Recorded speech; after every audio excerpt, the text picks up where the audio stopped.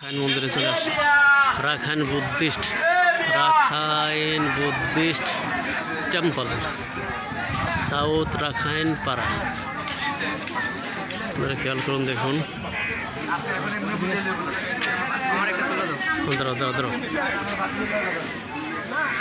আমরা দেখতে পাচ্ছি মহেশখালীতে Rakhine Buddhist temple, south Rakhine পাড়া।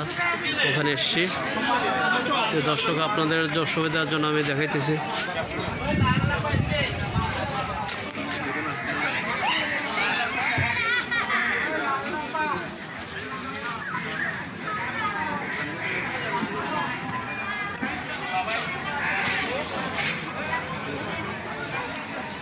আসলে ভিতরে গেলে দেখানো যেত, বাট